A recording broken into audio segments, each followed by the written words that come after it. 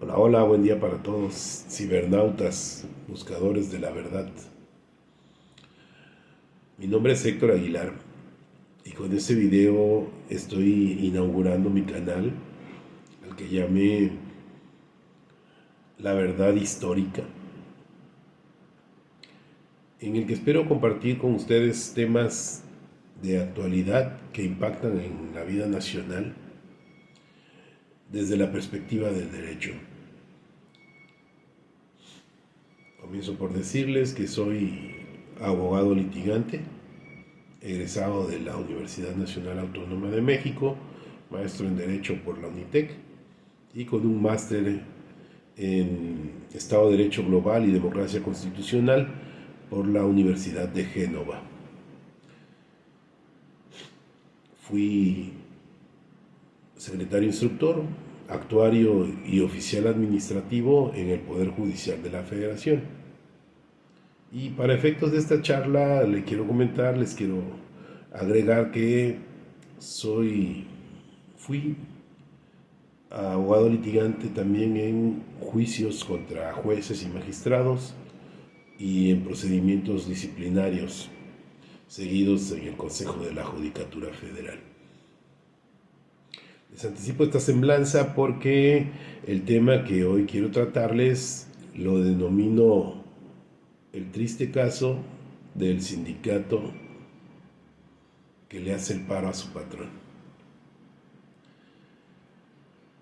con la connotación coloquial del término paro, que todos entendemos.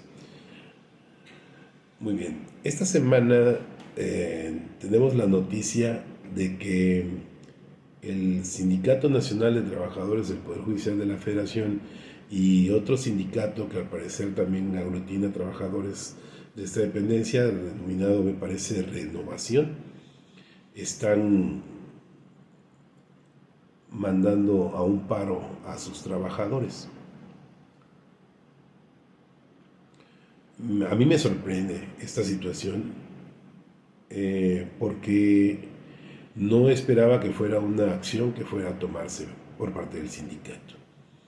Y no lo esperaba porque tuve una experiencia con el sindicato de trabajadores, con el sindicato nacional, y en el año 2015, después de un juicio que llevé ante la Suprema Corte de Justicia de la Nación, resuelto por el Pleno directamente, en el que se ventilaron derechos de los trabajadores del Poder Judicial de la Federación, se decidieron cuestiones que impactaban negativamente los derechos laborales, tales como la falta de acceso a un juicio de amparo, tales como la no atacabilidad de las resoluciones del Consejo de la Judicatura, aún en materia de trabajo.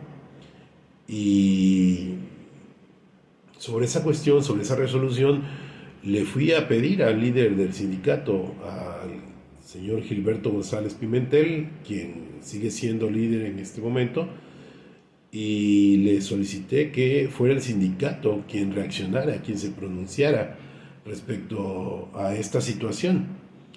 Le sugerí que se emplazara a huelga si era necesario al Consejo de la Judicatura para que estas condiciones laborales fueran modificadas de alguna manera.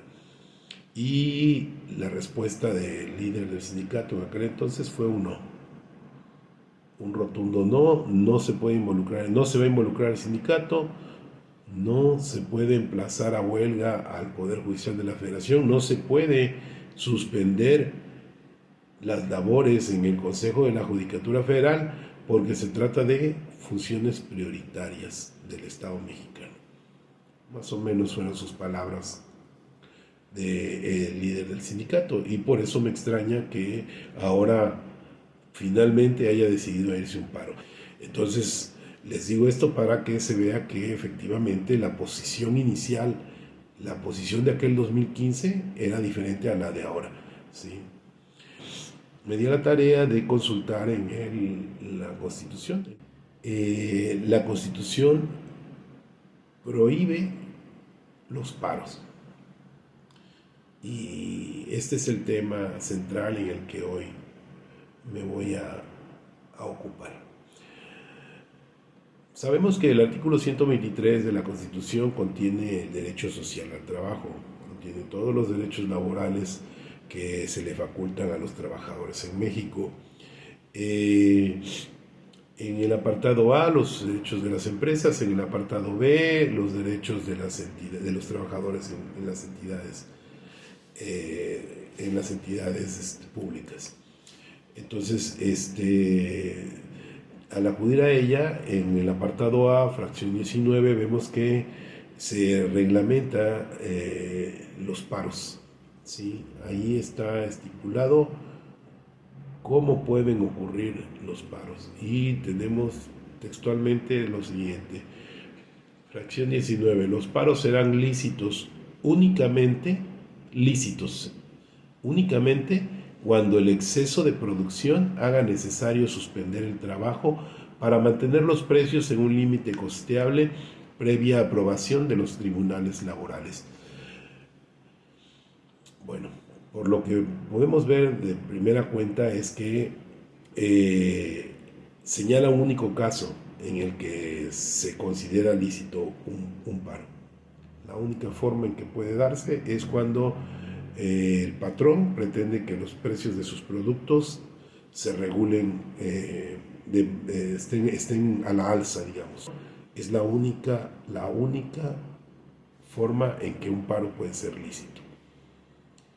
Quiero decir con esto lo que en derecho conocemos como una regla general, que todos los demás casos serían ilícitos, ¿sí?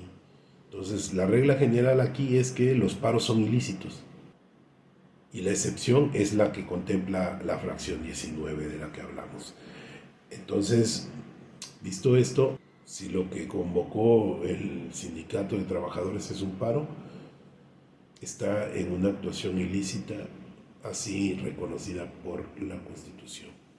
Ahora bien, acá yo lo que advierto es de que la Constitución le da el derecho del paro a los patrones, le concede el derecho del paro a los patrones, porque no quiere decir que los trabajadores no tengan derecho a una suspensión de labores como medio de coacción para que sus derechos laborales sean respetados, porque existe el derecho de huelga, ¿sí? Acá déjenme comentarles que paro y huelga son prácticamente sinónimos. Sin embargo, la Constitución sí hace una distinción entre ambos. Si vemos en la fracción 18 de este propio apartado A, se podrá dar cuenta de que las huelgas están reguladas allí y están reguladas de manera diferente a los paros. Entonces sí hay una diferenciación entre huelga y paro, ¿no? Entonces, esto lo comento porque quiero entender por qué el Sindicato Nacional está llamando a un paro y no a una huelga. Insisto, si la fracción 18 pone en los trabajadores, entiéndase sindicato,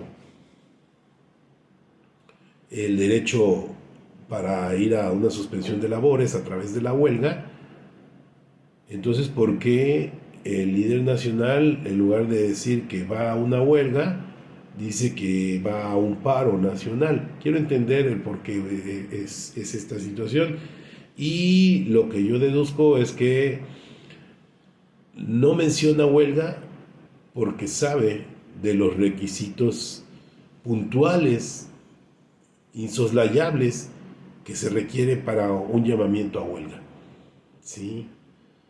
Hemos oído hablar del emplazamiento a huelga, hemos oído hablar del pliego de peticiones, hemos oído hablar de hacer la solicitud ante un tribunal, y todo esto son requisitos de un estallamiento de huelga. Y ahí la razón por la cual, en lugar de decir se decreta una huelga del Sindicato Nacional de los Trabajadores del Poder Judicial de la Federación, dice, se convoca un paro nacional. ¿Sí?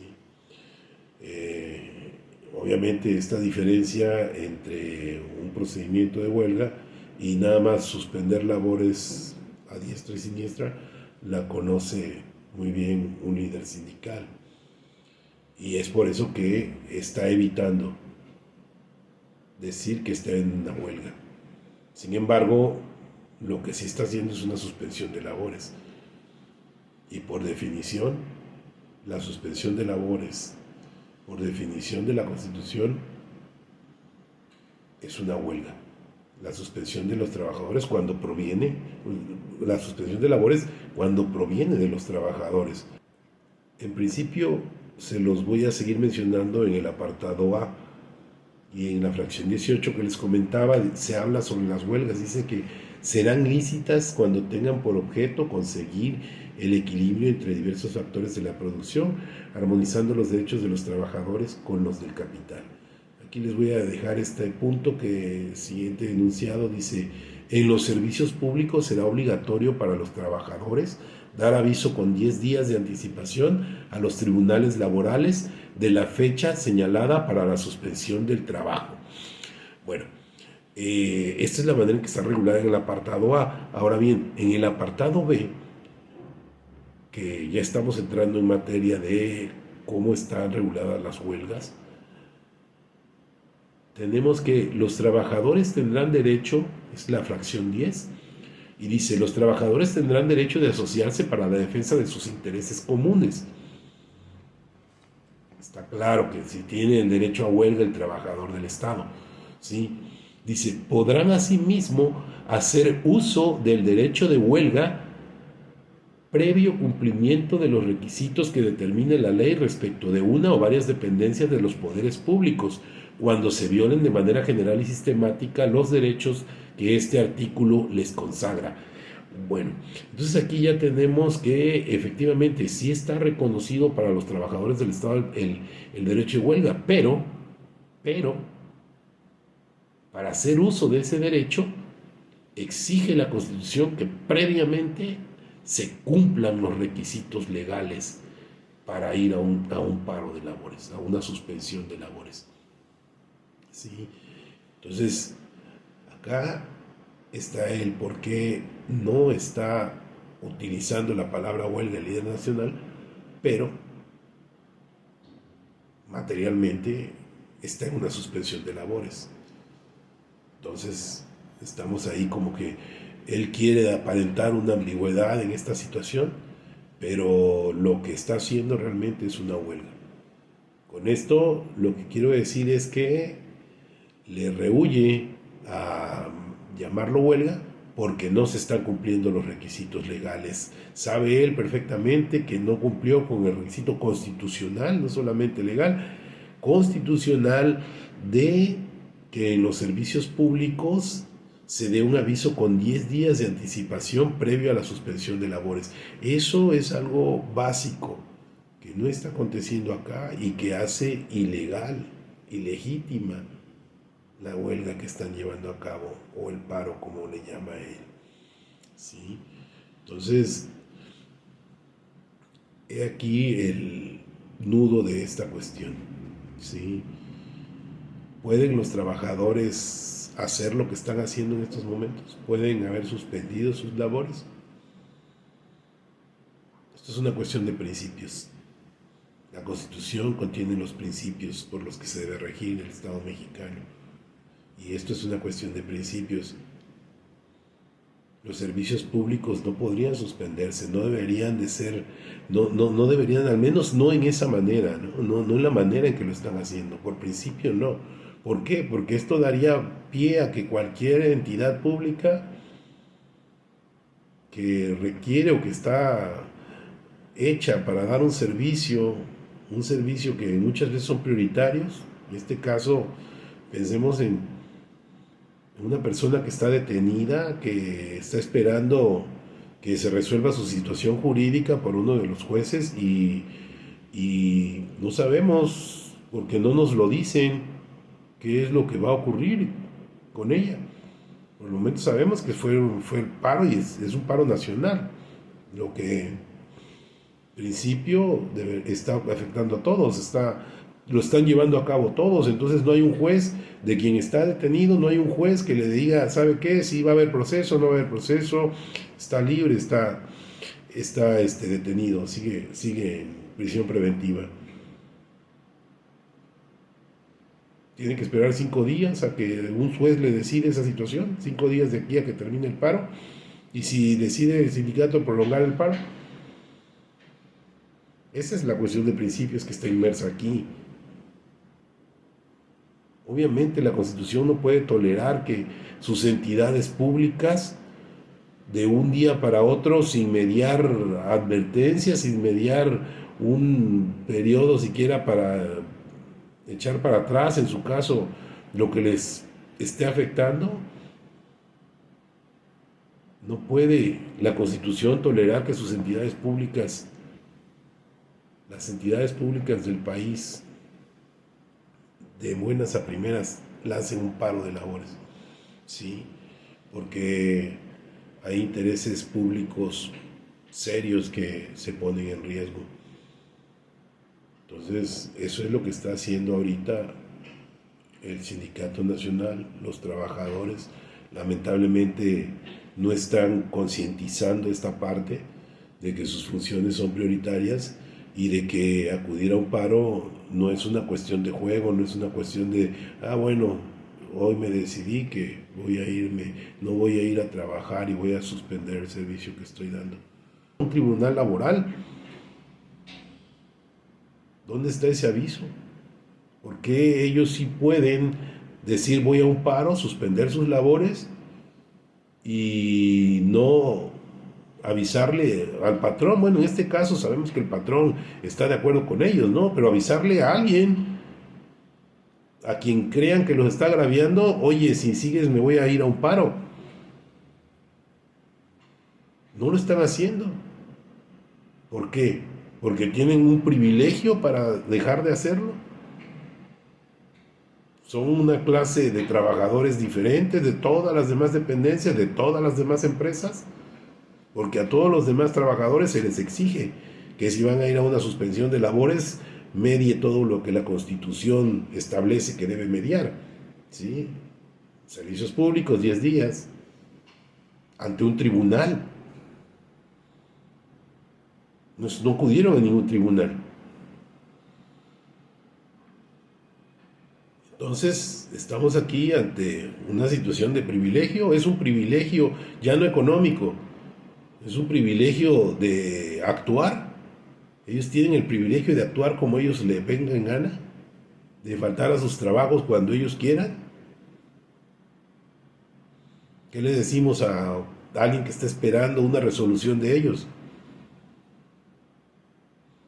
¿Qué le decimos a todos los demás, a toda la demás población que se debe someter a la Constitución?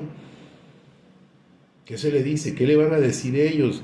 ¿Saben qué? Todos ustedes están obligados a un debido proceso. Todos los demás están obligados, menos nosotros.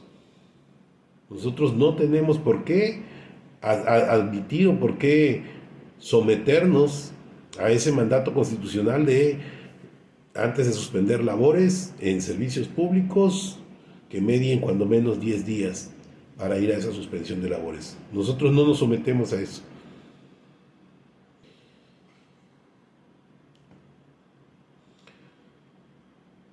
Entonces, en resumen, la verdad histórica que hoy estamos desvelando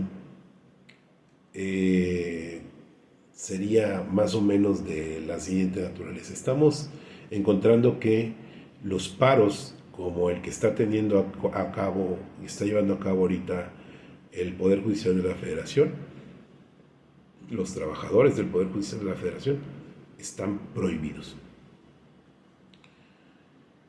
En un segundo punto estaríamos viendo que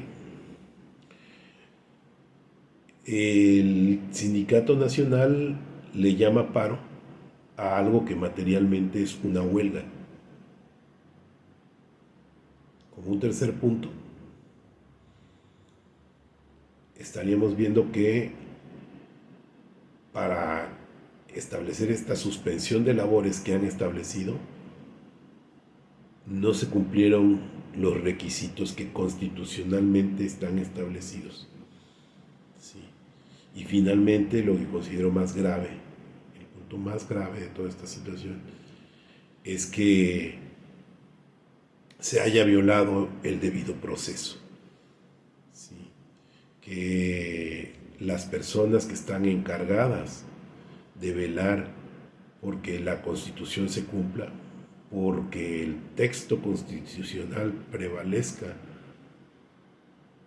son precisamente quienes lo están violando. Esa es una situación muy, muy grave. ¿Sí? Acá